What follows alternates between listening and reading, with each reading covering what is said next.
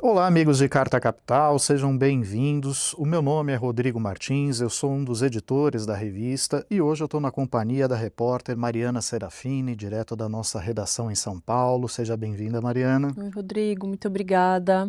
Cumprimentar também o nosso convidado e a todos os nossos leitores que nos assistem. Bom, e como a Mari mencionou, temos aqui um convidado, o secretário executivo do Ministério do Meio Ambiente, João Paulo Capobianco. Seja muito bem-vindo, secretário. É um prazer. Saiu uma notícia muito positiva, que foi a redução do desmatamento no Brasil da ordem de 32%, isso medido pelo MapBiomas. Mas outro dado positivo é que houve uma redução do desmatamento em todos os biomas, né? Diferentemente de outros anos em que o cerrado mostrava ali uma certa resistência dos focos de devastação.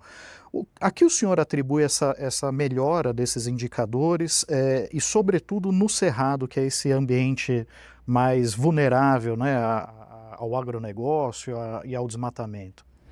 Bom, essa é um resultado, sem dúvida, de uma mobilização muito grande que foi feita a partir de 2023, logo no início, com inclusive uma decisão tomada pelo presidente, que reorganizou a ação dos ministérios, criou a Comissão Interministerial Permanente de Prevenção e Controle do Desmatamento, que são 19 ministérios, e determinou a elaboração de planos de prevenção e controle do desmatamento para todos os biomas. Historicamente, o Brasil, a partir de 2004, desenvolveu o plano de prevenção e controle do desmatamento da Amazônia. E funcionou para a Amazônia exclusivamente por um período longo, até o final dos anos 2000, 2009, 2010, quando foi feito o primeiro plano para o Cerrado. Só os dois biomas aí tinham planos de prevenção e controle do desmatamento e agora todos os biomas têm planos específicos com ações planejadas e implementadas ao longo de todo o ano. No caso do Cerrado, particularmente, como você bem lembrou, no primeiro ano, em 2023, nós tivemos dificuldade. Nós conseguimos reduzir a Amazônia significativamente já em 23, conseguimos reduzir Mata Atlântica, mas Cerrado, ele mantinha um valor alto, inclusive houve um crescimento até do desmatamento. Então, com a elaboração do plano para o Cerrado especificamente, que foi lançado no final de 2023, foi possível organizar uma ação envolvendo os estados que concentram a maior área desmatada, que são os estados do Mato Piba. Fronteira da soja, no caso? Fronteira da soja, exatamente, né? E com uma articulação muito forte, que envolveu inclusive a Casa Civil, o Ministério do Meio Ambiente, todos os ministérios, mas com uma liderança forte na Casa Civil, nós conseguimos trazer os governos para um planejamento comum que resultou nesse dado agora extremamente importante que todos estamos festejando. Maravilha. Secretário, atualmente está em debate no Senado a questão do licenciamento ambiental. Um dos pontos graves dessa mudança é a liberação de mineração em terras indígenas. E aí eu queria saber quais os possíveis impactos da mineração em terras indígenas, uma vez que as terras indígenas muitas vezes são até mais preservadas do que áreas de preservação ambiental, né? Olha, tem aí nesse processo meio complexo de tramitação, na realidade a versão atual do projeto de licenciamento, e cujo parecer dos relatores, porque nós temos dois relatores, é um caso atípico, né? Nós temos um relator na Comissão do Meio Ambiente e um relator na Comissão de Agricultura. Na Comissão do Meio Ambiente é o senador Confúcio, na Agricultura a senadora Tereza Cristina. O projeto não trata de mineração. Ao contrário. Isso é um grupo de trabalho do Senado, um outro grupo, né, que foi constituído, também presidido pela senadora Tereza Cristina, para discutir especificamente mineração em terras indígenas. Então, mas o licenciamento, ele trata do processo mesmo, né? Esse projeto é um dos problemas do projeto, ele exclui a normatização do licenciamento de mineração, e define que será editado em separado, digamos assim. Então, vai criar um vácuo jurídico bastante complexo. Agora, o projeto, ele tem muitos problemas que vão muito além disso, porque ele, de certa forma, inverte a lógica que se construiu no Brasil desde a Constituição de 88, de criar padrões, parâmetros nacionais que organizassem, do ponto de vista do país, o licenciamento, dando, evidentemente, as competências para os estados e municípios, mas dentro de um marco nacional. Hoje nós temos o Sistema Nacional do Meio Ambiente, que tem como principal agente, instituição no início, que é o CONAMA, que é o Conselho Nacional do Meio Ambiente, tem os órgãos federais, mas tem também replicado nos estados os conselhos estaduais e nos municípios os conselhos municipais. Claro que nem todos os municípios têm esses conselhos ativos, tal, mas essa é a lógica do sistema. Esse projeto, ele tira competências dos conselhos. E nesses conselhos são definidas questões fundamentais. Por exemplo, a questão da tipologia de empreendimento que deve estar sujeito a licenciamento, a estudo de impacto ambiental, grau de impacto de empreendimentos, retira isso, transfere para os órgãos executivos, criando aí de imediato um problema na gestão nacional e transfere para os órgãos executivos uma série de definições de licenciamento que vai gerar algo que nós sempre tentamos evitar até hoje, que é legislações conflitantes entre estados. Você sabe todo o esforço que foi feito em relação à chamada guerra do ICMS. Lembram que estados Sim. que ofereciam, conseguiam oferecer valores muito mais baixos, disputando indústrias, etc. Nós vamos implantar no Brasil agora isso para Licenciamento a indústria, por exemplo, a atividade que gera impacto, evidentemente que ela vai estar mais interessada em buscar locais onde tenham menores restrições ou questões mais favoráveis. Além disso, vai muito além o projeto.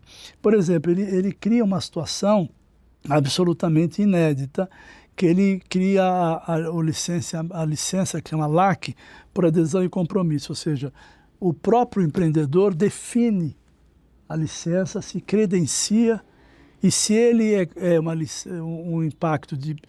se é um empreendimento de baixo ou médio impacto, ele está dispensado da licença feita pelo órgão público que analisa, faz os estudos, verifica, define as medidas mitigadoras e de compensação. Isso é eliminado completamente. Então, nós vamos ter no Brasil um conjunto enorme de empreendimentos sendo implementados sem a verificação prévia, sem análise correta dos impactos e sem a exigência de medidas mitigadoras ou compensatórias do impacto que está sendo gerado, exatamente no momento em que as mudanças climáticas trazem mais complexidade. No fundo, o projeto de lei, ele, sob a justificativa de simplificar o licenciamento, ele, na verdade, está tornando mais complexo o licenciamento, porque nós vamos ter uma série de empreendimentos que serão judicializados, porque o impacto... gera uma insegurança jurídica enorme. Né? Exatamente, porque na realidade é uma visão bastante, digamos, exótica do tema, porque o impacto ambiental, ele é um fato, ele, uma vez gerado, ele tem que ser, terá que haver responsabilização, terá que haver recuperação, terá que haver medidas, porque, caso contrário, a sociedade toda vai ser prejudicada por um interesse privado ou individual, que pode ser até de um governo, mas pode ser do setor privado. Então, você criando esses mecanismos que, em tese, facilitariam a liberação desses empreendimentos, você está, na verdade, criando uma situação em que os impactos terão uma avaliação muito prejudicada, mas eles existirão e as consequências óbvias será a ação civil pública, a ação na justiça para impedir a reparação. Então, e assim vai em outros pontos. Não sei se eu estou me estendendo muito, mas, por exemplo, um outro aspecto que é muito surpreendente. Ele retira da responsabilidade do empreendedor de um determinado empreendimento a responsabilidade sobre os impactos indiretos. Então, vou citar um exemplo. Uma empresa vai implementar Belo Monte, como ocorreu. Quando você implementa uma hidrelétrica daquele porte, você muda a dinâmica econômica na região, você interfere, por exemplo, na próprias cidades vizinhas, você aumenta a população em função da atração de empregos durante a obra e pós-obra, porque as pessoas continuam lá. Então você gera uma série de impactos. Esses impactos econômicos e sociais, eles precisam estar contabilizados no custo do empreendimento. Por exemplo, eu preciso ampliar a rede coletora de esgoto, tratar esgoto. Levar a eletricidade até a cidade que surgiu do nada. Asfalto, toda a parte às vezes, em certas situações, agrava a situação médica, eu preciso de ter infraestrutura médica, hospitalar, para atender essa nova realidade que aquele empreendimento provocou. Então, esse projeto de lei, ele retira do empreendedor essa responsabilidade. A consequência direta disso é que quem vai ter que pagar por esses impactos indiretos somos nós, cidadão, por imposto, porque o poder público terá que estar lá para resolver o problema, porque o problema será gerado. Ou uma estrada que você constrói e ela gera desmatamento para além da sua área direta de influência. Uhum.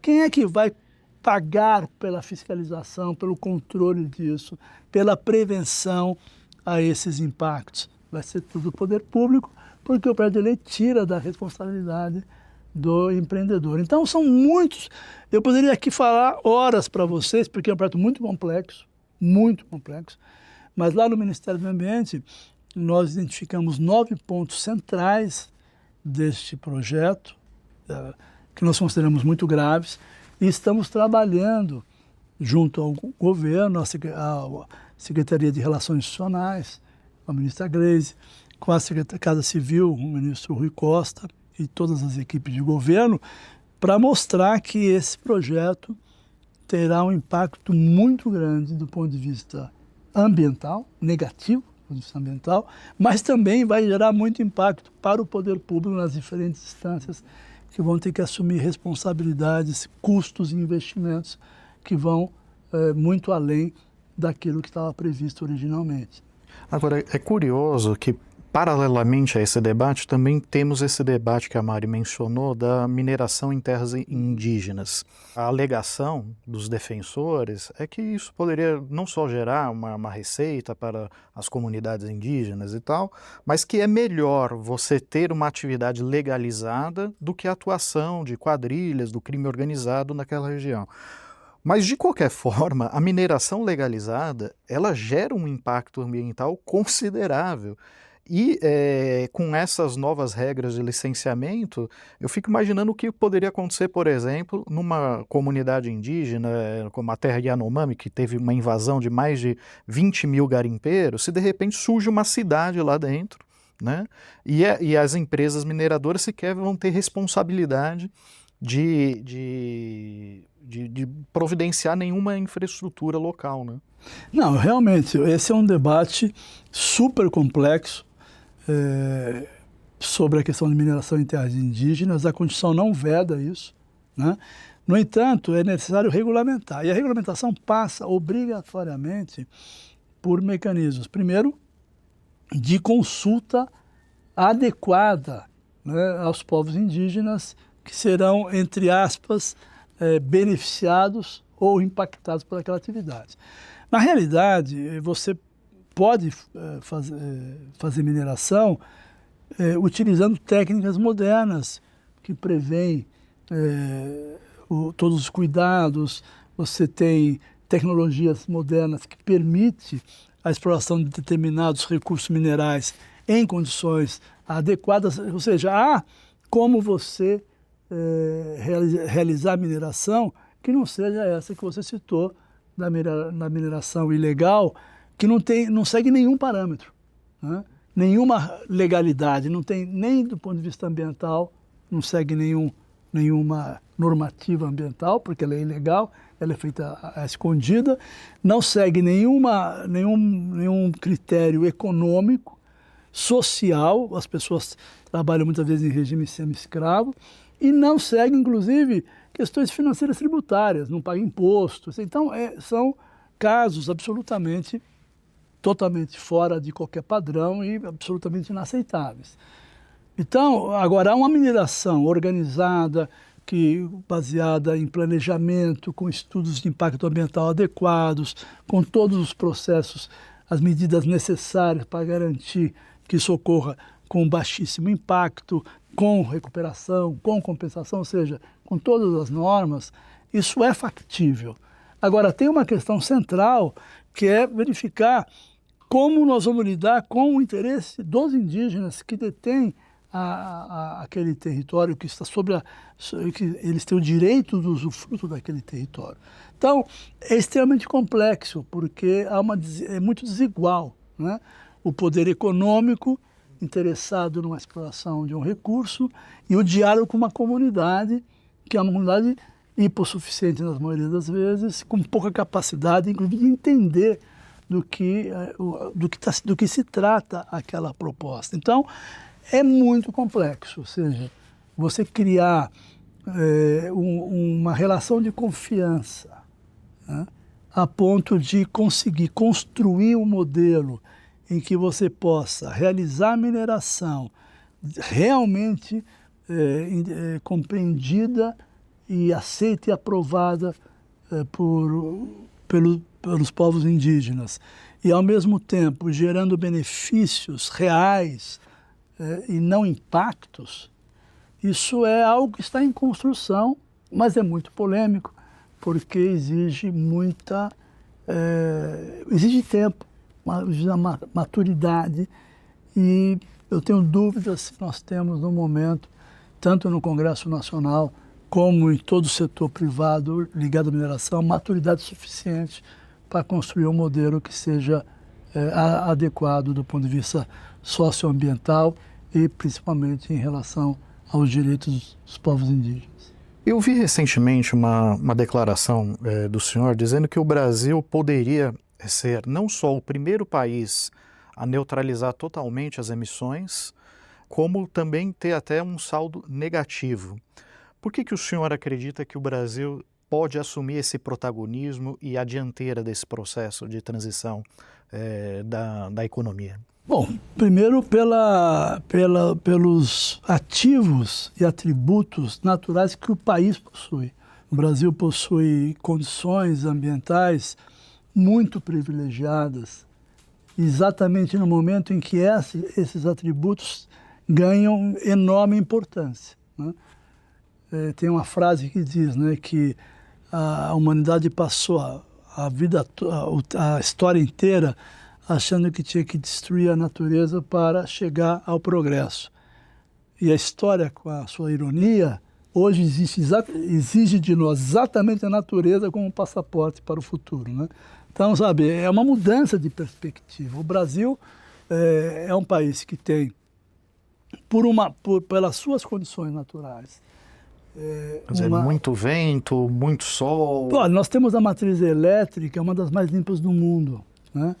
Isso não foi uma decisão que partiu por uma perspectiva de ter uma matriz limpa em função das mudanças climáticas, mesmo porque isso é recente. O Brasil já investe em energia renovável há muito tempo, muito antes dessa preocupação ter surgido. Então, nós temos uma matriz elétrica que chega, né, nesse momento da história da humanidade, numa situação muito privilegiada, com perspectiva de ampliação. Ou seja, hoje o Brasil corre o risco de ter excesso de energia renovável. Isso quer dizer o quê? Isso quer dizer que o Brasil tem um enorme potencial e ele pode usar esse teoricamente excesso de forma positiva. Por exemplo, é o país mais capacitado para produzir o hidrogênio verde, porque o hidrogênio verde exige energia, é um fator fundamental para você fazer hidrólise e conseguir produzir o hidrogênio verde e como combustível. E um país que tem uma quantidade de energia nesse volume, evidentemente, é o país mais habilitado a oferecer esse combustível do futuro que todos buscam. O Brasil é o país que está mais bem posicionado hoje para produzir o SAF, que é o combustível verde da aviação, que é um desafio monumental. Hoje é um problema seríssimo, como você reduz a emissão da aviação em todo o mundo. Esse é um desafio enorme. O Brasil está muito bem posicionado. Então, eu diria que o Brasil tem condições muito privilegiadas nesse sentido. Tem um fator também que coloca o Brasil numa posição de vantagem, que é corrigir um erro da sua história. Você corrige um erro e gera uma vantagem. Qual é esse erro? O desmatamento. O Brasil, se você olha, compara o padrão de emissão do Brasil com países desenvolvidos, você vai verificar que nos países desenvolvidos a maior fonte de geração de gás de efeito estufa é a produção de energia. O Brasil é a menor parte. Qual é o nosso calcanhar de Aquiles? Qual é a nossa maior fonte? É o desmatamento. 46% das emissões? Varia. Já chegou a ser 48%, às vezes vai para 35%, agora caiu, né? Porque nós estamos reduzindo o desmatamento. Mas caiu a participação e caiu tudo, né? Caiu a emissão porque nós reduzimos o desmatamento. Então, se você reduz o desmatamento, e nós provamos que nós somos capazes de fazer isso, já fizemos isso entre 2004 até 2012, e depois perdemos o controle, os governos permitiram a volta do desmatamento, principalmente no governo anterior, né? Mas nós recuperamos muito rapidamente a capacidade de reduzir o desmatamento, agora em todos os biomas, como você mesmo se referiu. Então, nós temos um potencial de redução concreta de emissão no curto prazo, porque a redução do desmatamento é redução de emissão imediata, é o que nós estamos fazendo. E, por outro lado, nós temos extensas áreas que foram desmatadas no passado, principalmente para a expansão da pecuária, que são áreas que estão subutilizadas. E essas áreas podem ser objeto de restauração, tanto florestal, como pode ser objeto de recuperação e restauração para a produção agropecuária de qualidade, com alta produtividade. Quando você pega uma área degradada, um pasto degradado, e conduz ele para ser um pasto produtivo, você reduz a emissão, né? Quando você pega uma área degradada e leva ela à produção com todas as técnicas modernas de agricultura de baixo carbono, você reduz a emissão. E quando você pega uma área degradada e restaura, aí é só redução e sequestro de carbono. Então, veja bem, olha só, nós temos um caminho muito consistente para reduzir significativamente as emissões, cortando o desmatamento. Temos um caminho super promissor para reduzir a emissão da agropecuária, com as técnicas que já estão sendo implementadas no Brasil, que foram iniciadas com a agricultura de baixo carbono e hoje já estão dominando muitas áreas de produção no país, aumentando a produtividade com redução de emissão. E nós temos a potencial de restauro, que também é muito diferente no Brasil. O Brasil tem uma vantagem enorme no restauro, porque uma planta, uma árvore no Brasil, plantada de forma adequada, ela cresce num ritmo muito mais acelerado que nos países temperados, por exemplo.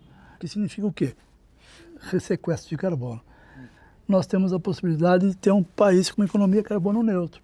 Além do carbono neutro. Neutra. Negativo. Mas negativo, ou seja, eu posso no Brasil, em programas bem estruturados, nós podemos ter um cenário onde nós temos a economia geral, considerando as suas atividades todas, a restauração e todo esse processo, pode ser uma economia que sequestra mais carbono do que emite. Uhum. E pode comercializar isso no mercado de carbono? Com certeza, abrindo uma perspectiva enorme. E, na realidade, essa perspectiva já foi aberta com a aprovação da lei que estabelece o mercado de carbono regulado. Estamos avançando nisso. E já tem um mercado voluntário. O Brasil já se beneficia disso, mas precisa se beneficiar muito mais. Agora, secretário, o senhor mencionou com muita propriedade que o Brasil ele tem certas características naturais que são muito favoráveis, né? Então, uma grande quantidade de rios com potencial hidrelétrico, um bom fornecimento de iluminação solar para gerar energia solar, ventos abundantes para energia eólica, mas também o Brasil é um país que recentemente descobriu ser muito rico em reservas de petróleo. E há quem veja uma contradição no governo Lula de falar bastante na questão da transição energética, mas ao mesmo tempo ter uma ala dentro do governo que quer explorar até a última gota de petróleo, um combustível que há um esforço global para ser substituído. Como que o senhor enxerga esse debate hoje e inclusive como está esse debate dentro do governo em relação à margem equatorial? Essa questão do petróleo, é necessário separar em dois aspectos que eu considero importantes e que não podem ser analisados conjuntamente. Uma parte é a questão do uso do petróleo como energia, o uso do petróleo na matriz energética brasileira, ou para exportação, seja o que for. Esse é um ponto. Quem debate o uso do petróleo na matriz energética é o Conselho Nacional de Política Energética. Tem lá um espaço no âmbito do governo para tratar dessa questão. Esse é um ponto. O outro ponto é a questão do risco ambiental da atividade de exploração do petróleo. Então são coisas separadas. Nesse ponto, nós temos atribuição. O Ministério do Ambiente tem uma responsabilidade, mais do que uma atribuição. E dentro do Ministério do Ambiente existe uma autarquia, que é aquela que é totalmente responsável pelo processo de licenciamento, que é o IBAMA. Então, a questão sobre se é coerente ou não é coerente o Brasil explorar petróleo neste contexto de agravamento de mudanças climáticas e de um país estar comprometido com uma transição energética, o Brasil está comprometido com fazer avançar a Convenção do Clima, isso é evidente, está explícito nas ações do governo, e ao mesmo tempo querer explorar petróleo, alguns veem como uma contradição. Mas o fato é que a questão do uso do petróleo como combustível é um debate que não é só brasileiro, é um debate internacional. Quer dizer, os países buscam construir, a partir da COP28 de Dubai, uma estratégia que é o afastamento do uso de combustíveis fósseis. Essa que é a estratégia aprovada em Dubai. Isso pressupõe que será construído um arranjo internacional onde todos os países devem buscar se afastar do uso, diminuir o uso de combustível fóssil até zerar, né, que esse aqui é o alvo, mas tem um percurso a ser percorrido. Desculpa o pleonasmo, mas tem um processo.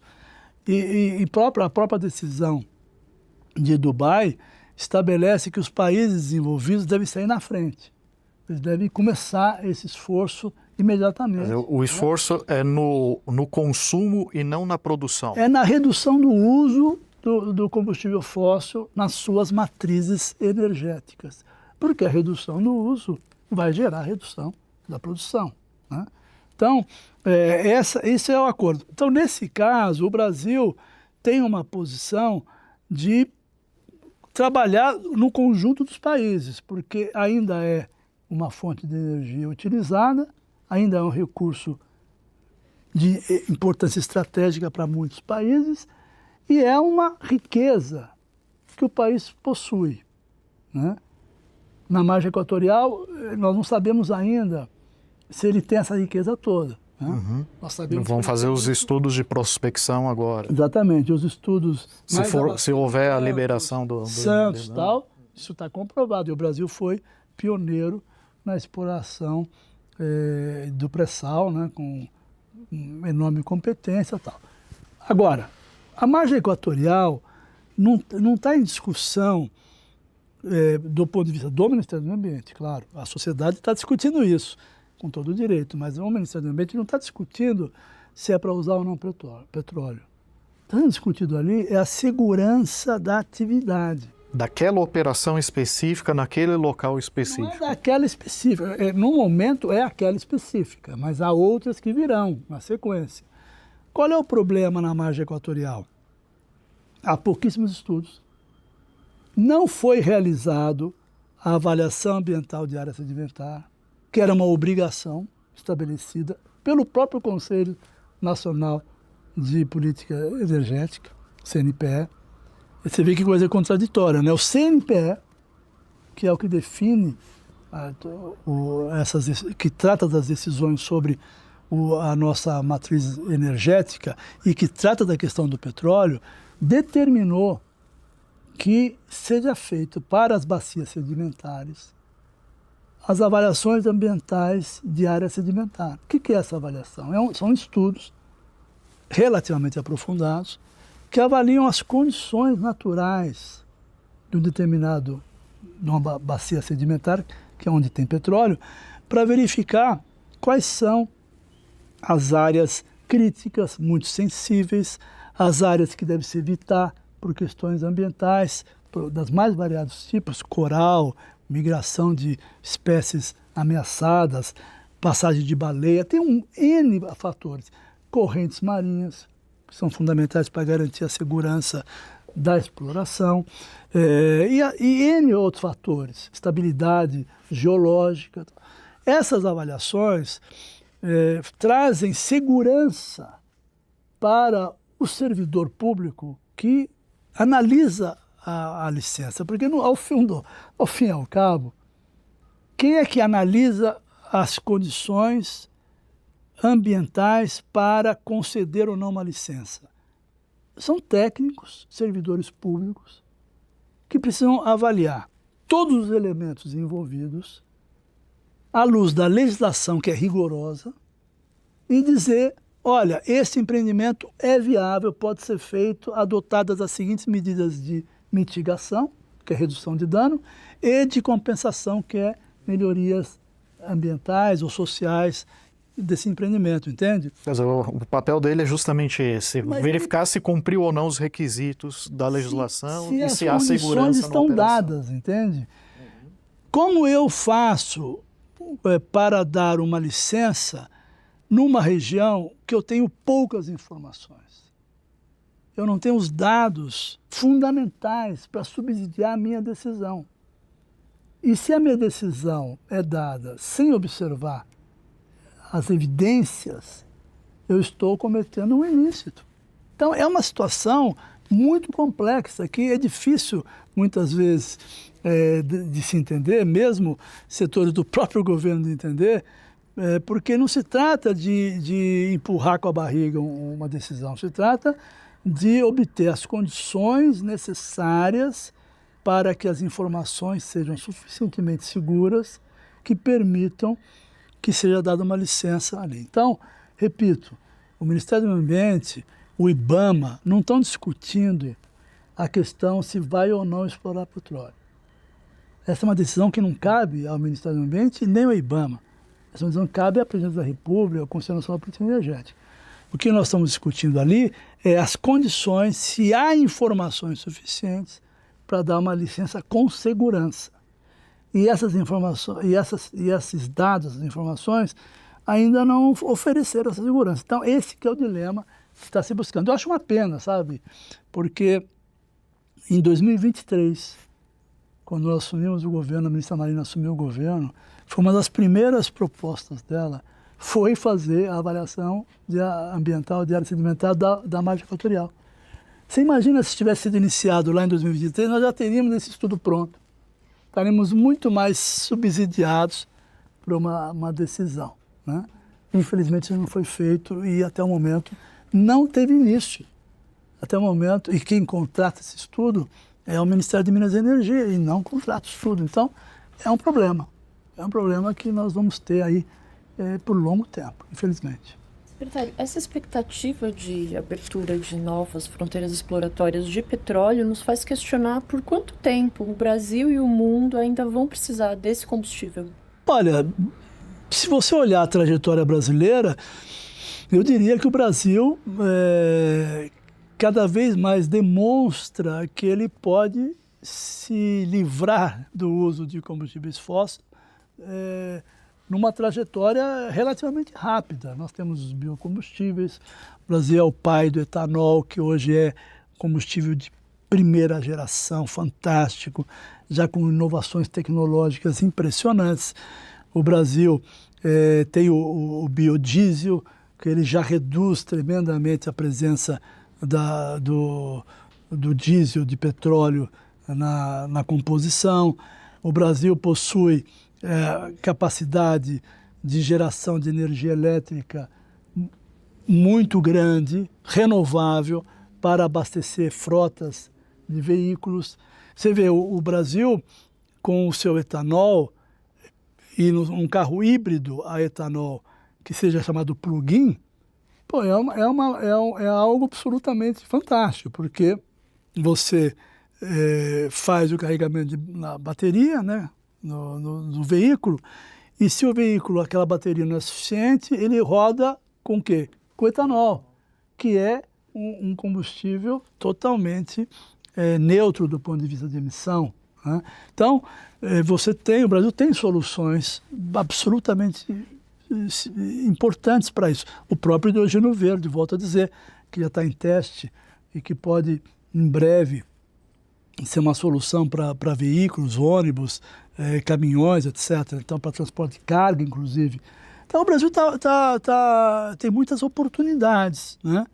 Agora, nós temos que convir, né, que outros países não têm as mesmas vantagens, as mesmas facilidades, né?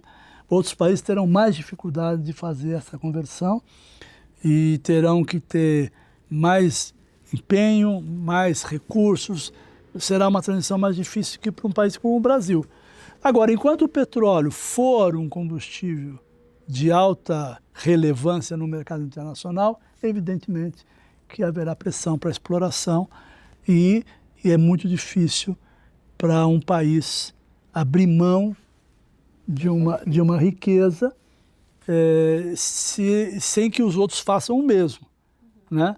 Então, é uma discussão complexa, né? Eu, particularmente, e aí não como secretário executivo, mas como ambientalista, acredito que nós deveríamos correr na frente, né? Seria muito importante o Brasil correr na frente, mas aí são decisões que têm outros setores, outros pontos de vista que compõem essa balança de avaliação, né, sobre o que fazer com o petróleo que nós também temos no Brasil. Qual a expectativa do senhor em relação à COP, levando em conta que assim, nas últimas edições, né, as metas que foram traçadas foram muito tímidas, acanhadas, e este é um momento em que Donald Trump volta à presidência da maior economia do mundo, com um discurso claramente demonstra uma má vontade, né, em promover essa transição energética e até mesmo coloca em descrédito a questão do aquecimento global, das mudanças climáticas. Como que o senhor avalia esse desafio que está sendo imposto agora na COP30? É um desafio enorme, né? Seria muito bom que a gente não tivesse mais esse problema com o presidente Trump, porque já tinha problema demais para resolver, tá certo? A Convenção do Clima já está numa situação, quer dizer, não é a convenção, o clima já chega numa situação tão dramática e a convenção vem mostrando a sua importância, mas também as suas fragilidades, né? E certamente o ideal era que nós não tivéssemos a maior economia do mundo, tá certo? Nesse momento, com uma perspectiva, não é perspectiva, com uma decisão de sair do Acordo de Paris. Isso é muito ruim, claro que é muito ruim, né? Por outro lado, ela gera uma consciência do aumento da gravidade do problema, né? Eu acredito que é como na homeopatia, muitas vezes, né? Que o médico receita uma substância que agrava o teu problema no primeiro momento, né? Que é para estimular a sua reação natural àquela doença, àquele problema de saúde que está tendo, né? É um princípio um pouco assim. A sensação que eu tenho às vezes é que é mais ou menos o que está acontecendo, ou seja, a situação já era grave, muita preocupação, e de repente a maior economia faz um gesto de sair do Acordo de Paris. Parece que foi um choque de urgência, sabe? Uma injeção de agravamento para a urgência. Esse eu acho um ponto assim, para tirar uma coisa mais otimista desse quadro. Por outro lado, os Estados Unidos, eles se constituem uma federação muito forte, todos sabem disso, né? Os estados norte-americanos têm legislação própria, têm políticas próprias, independentes da política do governo federal. E os estados americanos que estão na linha de frente dos esforços de redução de emissão, combate às mudanças climáticas, vão continuar fazendo isso, né? Como aconteceu, inclusive, quando o presidente Trump fez isso no passado, porque é a segunda vez que ele faz. Ele tem tanta convicção, né, que é a segunda vez que ele faz a mesma coisa. Mas o que aconteceu? Os estados norte-americanos continuaram operando, né? E nós tivemos a retomada dos Estados Unidos no governo seguinte, o governo Biden, com uma política muito intensiva de estímulo econômico à transição, que investiu recursos significativos na economia norte-americana, que envolveu um conjunto enorme de atores governamentais e empresas que não vão simplesmente modificar o seu planejamento, que são planejamentos de longo prazo. Uma grande empresa, não planeja 1, 2, 3 ou 4 anos, planeja 10, 20, 30 anos. Ela não vai mudar completamente uma decisão tomada de investir na transição, da redução do uso de combustíveis fósseis, do aumento dos renováveis e de outras medidas nessa direção, numa mudança repentina de governo. Então, o que eu quero dizer com isso é que é um impacto indesejável. Nós gostaríamos muito que os Estados Unidos estivessem no Acordo de Paris, o presidente Trump estivesse na COP30 ajudando a enfrentar esse problema, mas os Estados Unidos, de certa forma, estarão presentes e continuarão ativos nesse processo. Esse é um ponto. Outro ponto é que a situação do clima se agravou de tal forma que o sentimento de urgência hoje é muito claro, e não é só de ambientalista, não é só de pessoas mais ligadas ao tema. Hoje percola por toda a economia, por toda a sociedade. Hoje você tem os setores econômicos, o setor privado, a academia, todos envolvidos num debate onde a emergência climática já está instalada. Você vê, 2024, nós tivemos durante o ano todo temperaturas acima de 1,5 graus. Isso é a primeira vez que isso aconteceu, contrariando os cenários dos maiores cientistas brasileiros e internacionais. Nós temos aí o IPCC, que é o painel científico da Convenção do Clima, que não previa uma aceleração tão repentina da temperatura num quadro tão curto. Se imaginava isso mais para o final da década. Então, isso cria um ambiente favorável àquilo que o Brasil está chamando de COP da virada, né? O que seria a COP da virada? Seria uma conferência das partes onde o mote seria o seguinte: olha, nós já negociamos muito, já tomamos muitas decisões, já fizemos protocolos e acordos, agora nós temos que implementar, porque não há mais tempo, né? E isso cria um ambiente favorável para que se trabalhe nessa direção. E o governo brasileiro, através de todo o governo, mas e também da presidência da COP, tem feito um chamamento nessa direção. O Brasil, ele não está como anfitrião, ele não está tratando a COP como uma COP lá em novembro. Ele está tratando com a COP de novembro, lá em Belém, como um ponto num processo. E está trabalhando desde o ano passado para que haja esforço coletivo das partes para buscar essa solução de implementação. Ele exerceu isso de forma muito ativa, o Brasil, o governo brasileiro, no G20, que nós presidimos o ano passado. Se vocês olharem os documentos do G20 e o documento final, que foi aprovado pelos presidentes, ele traz essa questão como prioridade, convoca os países a serem mais ambiciosos nas suas NDCs, que são os compromissos nacionais, convoca os países a considerar questões do equilíbrio climático como estratégica para a sobrevivência da economia, da qualidade de vida e do futuro das nações. Depois nós também trabalhamos isso nos BRICS, nós estamos presidindo agora, durante esse ano, porque esses processos são reuniões cumulativas, começam com técnicos, reuniões técnicas que preparam documentos, reuniões de ministros e depois reunião de presidente. É como no G20, é um processo. E ali também exercitamos esse processo do diálogo, da construção, do chamamento. O presidente Lula tem circulado no mundo fazendo o que a gente chama da diplomacia das NDCs, que é você estimular os países, buscar atrair os países a serem mais ambiciosos nas seus compromissos, que vão ter que ser apresentados até agora, esse ano. E em Belém nós vamos conhecer todos esses compromissos. Então tem um processo que está em curso, além dos círculos que nós estamos criando para trazer os diferentes setores com as suas visões e as suas expectativas e as suas contribuições, a definição de todas as pessoas que estão colaborando voluntariamente, inclusive, para criar um grande mutirão, né?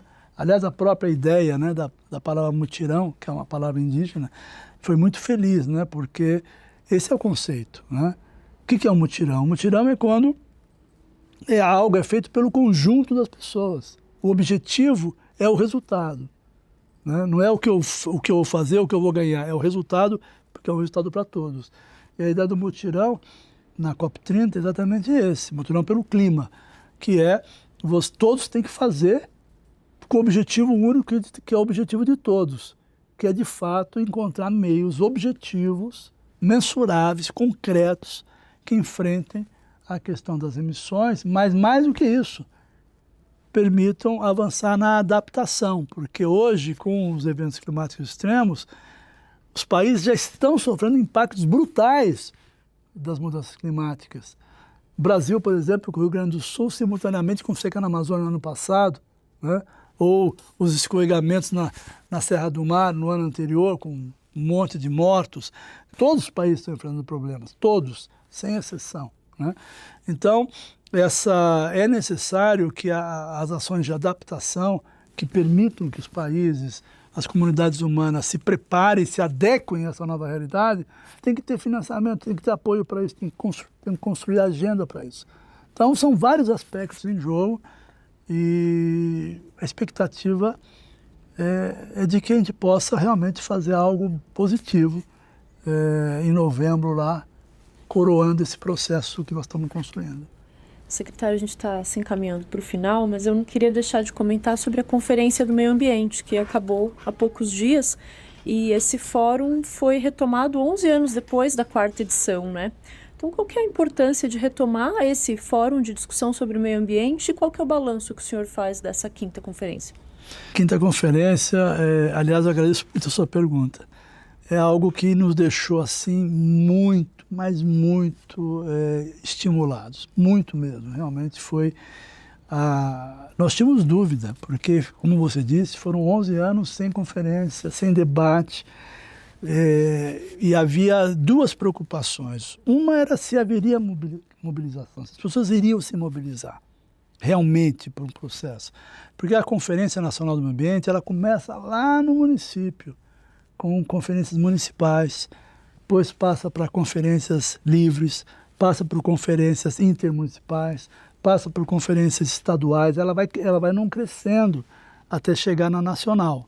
E para isso precisa do quê? De mobilização, disposição das pessoas, de se articularem, de acreditarem que vale a pena o esforço. Porque um grande problema da mobilização é as pessoas que não acreditarem que vale a pena. Não vai gerar nada, não vai servir para nada, essa história que a gente conhece. Então, essa é uma preocupação. Outra preocupação era de, depois de tanto tempo sem participação, se nós teríamos um processo caótico, né? Sem objetividade, sem que as pessoas estivessem dispostas a ouvir as outras, sabe, a construir consenso. Olha, as duas preocupações se mostraram absolutamente infundadas. Foi um processo belíssimo de articulação. Como a conferência foi sendo construída, com a participação hiperativa de um conjunto enorme de interlocutores e atores. Então, a participação foi muito positiva, com propostas, com documentos, com cadernos, com propostas estruturadas por mais de 50 temas, né, com propostas objetivas. Depois disso, quando chegou na conferência, o processo na conferência foi extremamente saudável, com diferentes visões, porque a conferência ela traz todo mundo, ela traz povos indígenas, traz extrativistas, traz o movimento afrodescendente, traz o setor privado, traz a juventude, traz as mulheres, traz os jovens, traz a academia, traz todos os setores, né? Então, quando você coloca todos esses diferentes segmentos da sociedade, com todos eles com propostas, com muitas convicções, num ambiente de plenária, cujo objetivo é se chegar a um consenso das principais propostas, e você consegue isso de uma forma super construtiva, harmoniosa, as pessoas dispostas a ouvir a outra, que discorda da proposta, mas é capaz de ouvir e é capaz de entender que a dela é menos prioritária que a do outro, e consegue chegar ao final, realmente foi espetacular, sabe? E também um outro aspecto importantíssimo é que o tema dela foi emergência climática, né? Então, ela serviu para reforçar essa construção que nós estamos buscando fazer, de realmente envolver a sociedade, de fato, no enfrentamento dessa dramática situação que nós estamos vivendo e que vai exigir soluções e comprometimento de todos os setores da sociedade.